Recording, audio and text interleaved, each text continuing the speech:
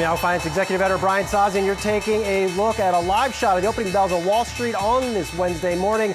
Alarm company Arlo Technologies ringing the bell at the NYSE. I used to be a subscriber, had to cancel my subscription. Biotech play, Avidity Biosciences getting things popping over at the NASDAQ with its clever RNA ticker symbol. Yes, it's RNA.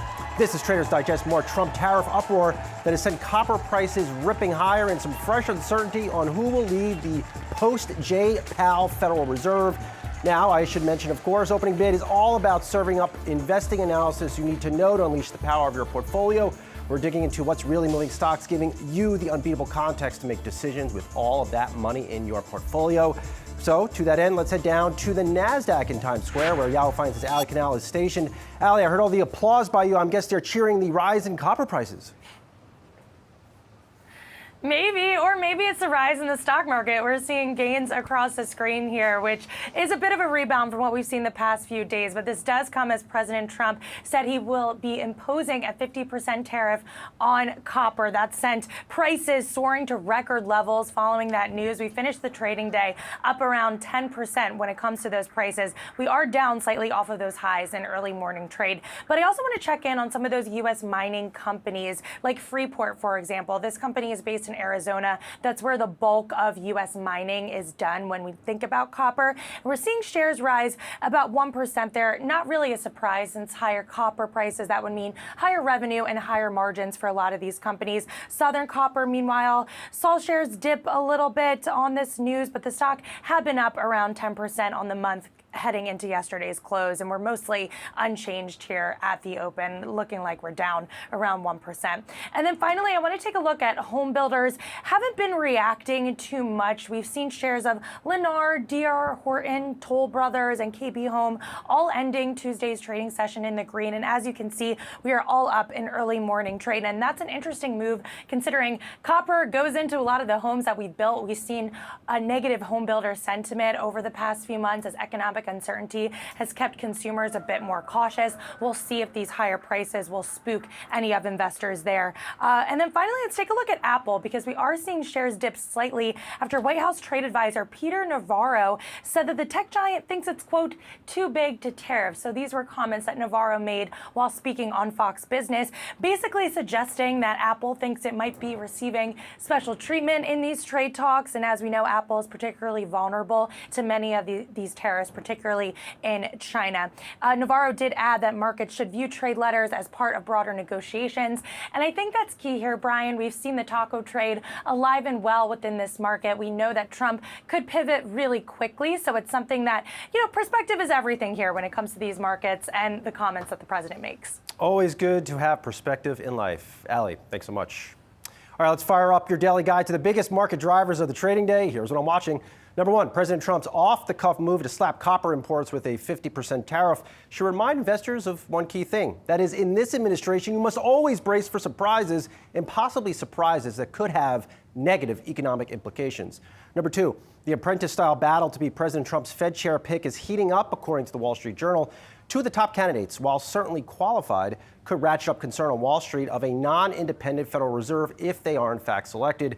And number three, Meta's Mark Zuckerberg is having quite the summer. He's out there poaching top AI talent with big paychecks. On July 4th, he posted a video of him surfing in an eagle costume on Insta. And now he's plunking down a reported $3.5 billion to secure a hardware future. We'll have all of those details. Here to break it all down, I have Victoria Fernandez, Crossmark Global Investments Chief Market Strategist, Keith Lerner, friend of the show, Truist Co-Chief Investment Officer and Chief Market Strategist, and Ali Canal, Senior Reporter, is back. Victoria, good to see you. I haven't seen you in a bit. I'll start with you here. We were talking about the jump in copper prices here off of that, off President Trump slapping tariff imports with the 50% tariff. Are you worried that more negative economic surprises are coming and this market is going to be forced to react to them? Well, I think we have to wait and see what a lot of these sector tariffs are going to look at. And I think that's what people could be concerned about. So we know we have the pharmaceutical ones coming, we have the semis. There's different areas where they're looking at adding these additional tariffs like they're doing on copper. And we can see some volatility in the market coming from that is sector specific. So I do think there is some concern that we could have some more ups and downs according to what headlines come out of this administration. But again, it all comes back to kind of what we've seen over the past few days. We just don't know what the final element is going to look like. There's lots of negotiations that go on. There's lots of changes that are made to it over time. And so you could see a little bit of volatility, but I think a permanent move up or down in the trend line is going to take some time until we get some more clarity. Keith, I just spoke to you, and the last time we talked, you were in I think a good mood. You're always in a good mood, but you were feeling good about the markets. Does news like this make you think, all right, maybe the markets will end higher, but at least in the near term, the market has to adjust for potential surprises like this? We're about to get a lot of June inflation data, for example, in about a week or two, and that might be more inflationary than people expect or that the market is positioned for.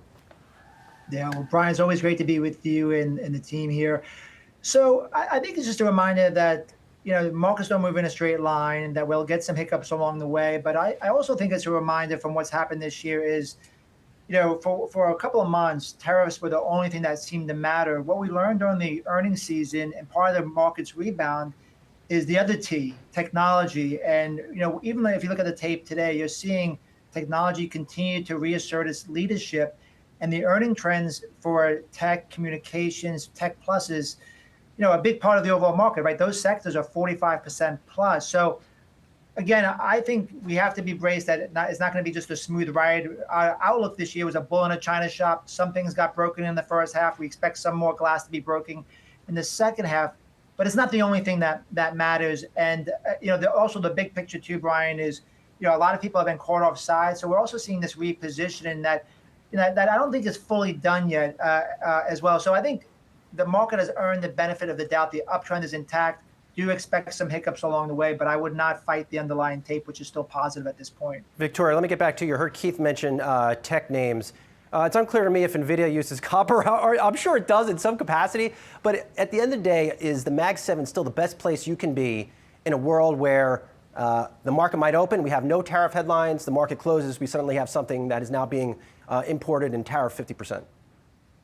Yeah, I don't know if I would say it's the very best place to be. I do think you have to kind of take a step back and say, are there other opportunities within the tech space where maybe you can get involved in AI but not pay the same multiple that you're paying for some of the Mag 7 stocks? Now, granted, those valuations have come down from where they were previously, and we did get some upgrades. Microsoft was upgraded today, and so there's a good benefit for that stock to see that move higher. So I think you want some exposure to those names, but I do think because breadth is better, we're looking now at about 80% of the S&P names above their 50-day moving average. You're seeing the advanced decline line do better. So because that breadth is coming into play, I think you can spread out a little bit, find some other areas within tech and other areas within the market that perhaps you get a little bit of a better buy, and you can put that into your portfolio along with some of the Mag 7 names. Allie, amazing. Last word to you. Amazing. And this market isn't taking a hit on this news. I think, at least. Yeah, and I agree. I think, again, we've been talking about the taco trade markets, largely looking through a lot of this volatility. But as you were just hearing from our panel, strategists have been telling me that you want to stay focused on those high-quality names, those high-growth names. And the Mag 7 has done incredibly well so far this year. Now, that being said, I will say that there is some selective stock picking within the Mag 7. So Amazon and Apple, for example, have not done so hot year to date compared to Meta, Microsoft, NVIDIA. And on a sector basis, we have seen this broadening out of the rally. So that's potentially some places to look at when you think about hedging amid a lot of this volatility. But I think as an investor, if you missed out on those 2 years of back-to-back gains that we saw concentrated in tech, you want to make sure you're as exposed as possible to this part of the market. And with those strong balance sheets, those cash flows, they can weather a lot of this storm. Number 2 on my list, and who's not missing out, is Kevin Warsh and Kevin Hassett in getting their FaceTime with President Trump for potential Fed chief. Keith, over to you, and I want to dust off my CFA textbooks and maybe yours as well. if we get this mouthpiece from the Trump administration to lead the Fed, whether it's Hassett or Warsh, I mean, longtime supporters of the president, if that independence is questioned, what does that mean to the longer-term outlook for interest rates? Some folks that I've started to talk to on this would suggest the market has to price in higher interest rates because the Fed wouldn't be perceived as independent. Well, that could potentially be an outcome of this, but I also would zoom out a little bit and say if we put someone in there that's really friendly towards the president, it's still one person. Now, the Fed historically has been a consensus-building body, but if other members who are on the board today don't agree, they can vote against the chairman. Now, that hasn't been the norm the last 20 or 30 years, but it can be. So I would just say that even if you put that person in, it's not a lock that we're going to move interest rates where President Trump wants them to go. Now, they can certainly influence being the chair, but to your more direct question, if there's a feeling that the Fed is not being objective, then what you would normally expect is you would expect the uncertainty premium to rise. So, right, that would by itself mean higher rates.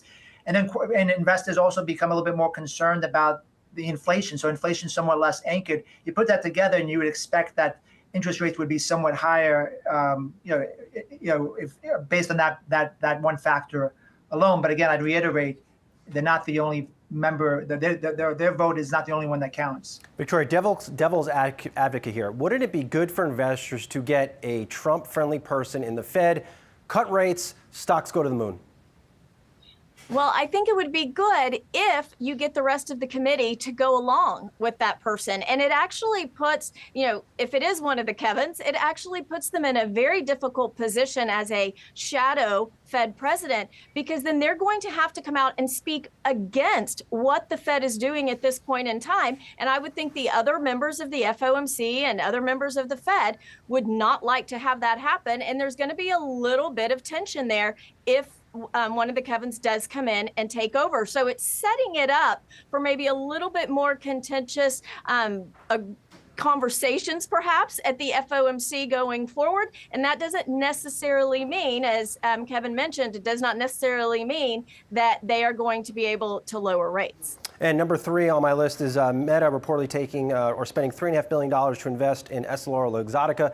Companies already have worked closely on 2 pairs of Ray-Ban glasses. Ali, what doesn't amaze me that Meta will spend this amount of money to get access to a company like this, very interesting company, Luxottica, but is that they are willing to spend even more money on hardware that has never made money. Just go back to the first quarter. They lost $4.2 billion in their Reality Labs business. It's never been profitable. And now they're throwing more money or more good money after bad money. Yeah, Zuckerberg seems to like taking these chances. You mentioned Reality Labs, which obviously was a big money bleeder for the company. You also had the metaverse, which didn't quite work out in the way that Zuckerberg had hoped. But we knew entering into this year that Meta wanted to spend aggressively, especially as it relates to anything related to AI. They've been spending to attract some of the top talent, lure some of those talent folks away from competitors like OpenAI. And this is something that Mark Zuckerberg said is imperative in order to be a leader in this space. He said 2025 is going to be a very crucial year for artificial intelligence. So whatever ways possible to get there and really take advantage of everything this company is going to do. And they're at a really good point when it comes to its stock price. It's been on a tear since the start of the year. So it seems like investors, they haven't punished Zuckerberg too much for spending this cash. But like you were saying, I mean, if history is any indication, we know that's coming if some of these ventures don't pan out. Victoria, is Meta still one of the best places you can be in large cap tech? At the end of the day, there are no tariffs for anything that Meta sells. I mean, of course, they're selling the goggles that might have various components from tariffed countries, but by and large, this is not Apple. And if you pull up a chart on Yahoo Finance, Meta has really rallied here year to date, up close to 40%. Apple is down in large part because of exposure to India, China, and other places.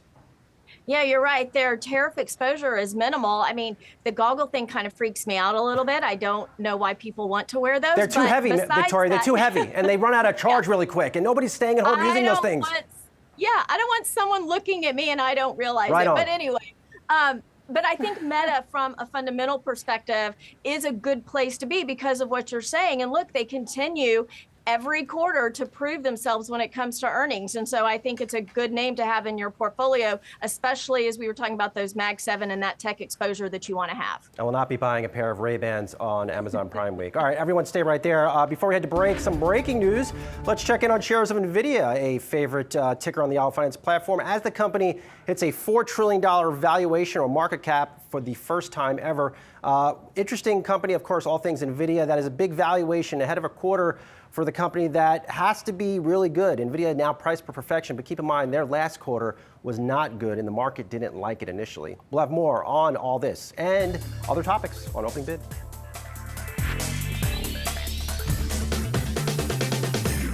Welcome back to Opening Bid. I have some more details on KeyBank's cautious comments on the telecom space out today. KeyBank analyst Brandon Nispel cutting his rating on T-Mobile to underweight, the equivalent of a sell, voicing concerns about valuation. While he stayed sector weight or neutral on Verizon and AT&T, he's worried about how increased competition for subscribers will shape earnings for the sector for the rest of the year. I have a little more comments on this on the Yahoo Finance Live blog on our homepage, so check them out.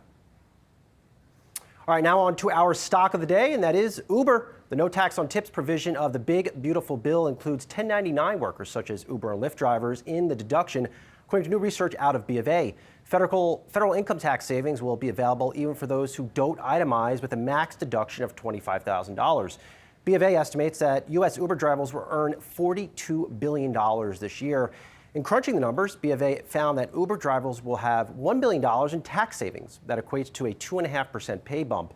B of A thinks the tax could provide a modest tailwind to the supply of Uber drivers, therefore benefiting the business in its battle for market share. I am seeing you over there, Lyft.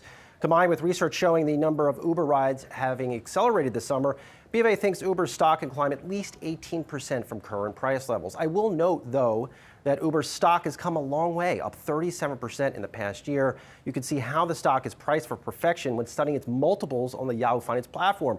Shares trade on a forward P ratio of 35 times compared to 22 times for the S&P 500. The price to earnings growth ratio of 15.8 times is miles away from the 1 times often viewed as a reasonable level for a stock. Still with me, my roundtable, Victoria Fernandez, Keith Lerner, and Ali Cannell. Keith, I know you like my PEG ratio shout out. I know you dig that. Victoria, I'm sure you dig it too. But Victoria, I'm going to go over to you first. The rise in Uber has been absolutely brilliant. And a part of that, of course, is probably because Lyft has really struggled here. Is a bet on Uber right now a bet that the economy will stay okay for the rest of the year? Well, I think you have to assume that if Uber is going to continue to do well like it has been, we're going to have to see an economy that continues to grow. You're going to have a consumer that wants to continue to spend. But it's not just based on that. We have to see Uber as a company make more of these partnerships and things that they've been doing in order to help expand their business, right? They started off with just the rideshare. They added, the Uber Eats. We added alcohol delivery, grocery delivery. Now you have to see how you can bring in autonomous vehicles and have that on your platform. And they've started doing that, right? They have with the Move manager of Waymo. They are looking at buying the American arm of a Chinese self-driving car company. So they're looking to expand that way. And I think that's going to be the key to Uber's growth. But you're going to have to see a consumer that is still willing to spend. Keith, when I look at Uber stock, you heard me talk about the valuations there. I see it as a growth stock, or at the bare minimum price as a growth stock. At what point does the market go back to value? When is someone starting to get excited about a stock priced at 14 times forward earnings? No, it's a fair point. I think right now, in order to see that rotation, you need to have more confidence of some type of economic reacceleration. That's normally when small caps do better, when value does better. And maybe you're starting to see, we're starting to see a little bit of that catch-up trade. You're starting to see that a little bit.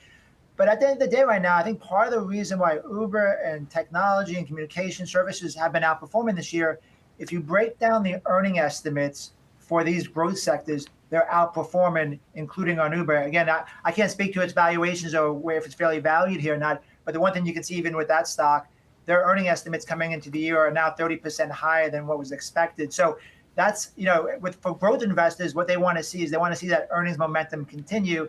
And in order for them to switch to things like value, they're going to have more confidence that the economy will reaccelerate and that we're past the worst of the uncertainty. Ali, 15 seconds, last word to you. Are you getting in on autonomous Uber or Lyft?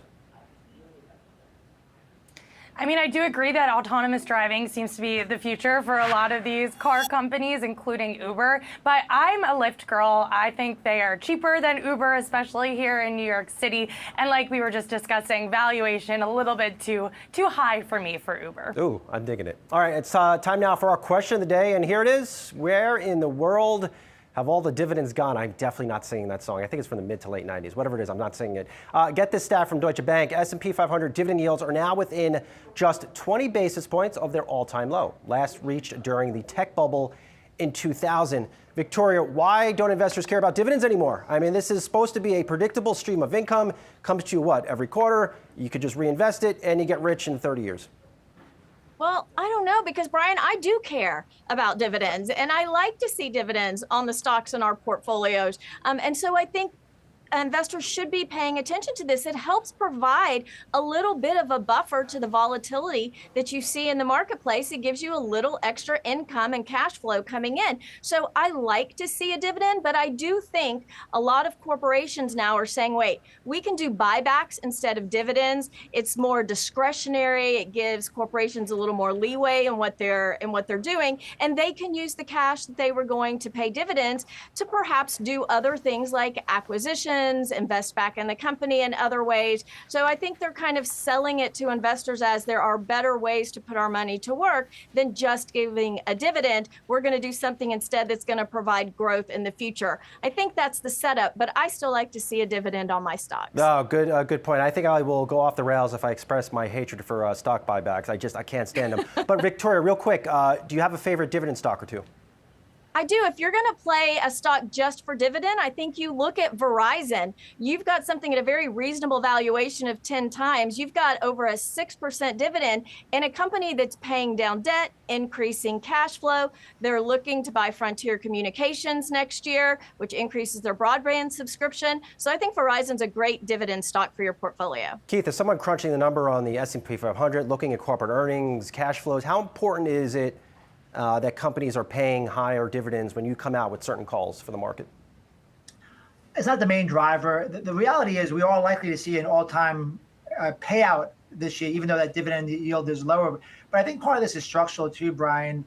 If you look at the overall composition of the market, as I mentioned earlier, 45% plus is tech and growth sectors, and those tend to be lower dividend sectors. And then you look at historically, what have been some of the larger dividend sectors? They've had some challenges. The energy sector, pharmaceuticals, utilities is a little bit different, but then real estate as well. So I think that's part of it. As Victoria mentioned, it also gives, by not doing the dividend, which enforces discipline because you don't want to cut that, by going buybacks, companies have more discretion as well. I agree with Victoria, though. The dividend, having that discipline is healthy, but it makes sense to me that the market composition has shifted so much.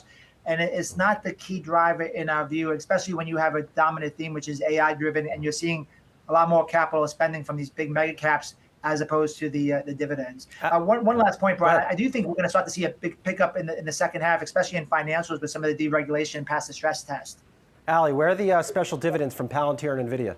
Victoria thinks I'm crazy. Victoria, yeah, it's okay, Victoria. It's all right. We'll take it offline. It's cool. Go ahead, Allie. Go ahead. No, but I totally agree with everyone's points here, right? I think we're in a high growth market. Retail trader is really leading the charge. And, those companies just don't have the dividends like some of these more value plays. I should know, Keith already knows I am crazy. I have known him for many years. Victoria Fernandez, Keith Lerner, Allie Cadell, good to see you all. Thanks for so much for joining Opening Bid. We appreciate it. All right, coming up, Yahoo Finance's Market Catalyst. We bring you the news behind the market moves for the trading day. You won't want to miss it.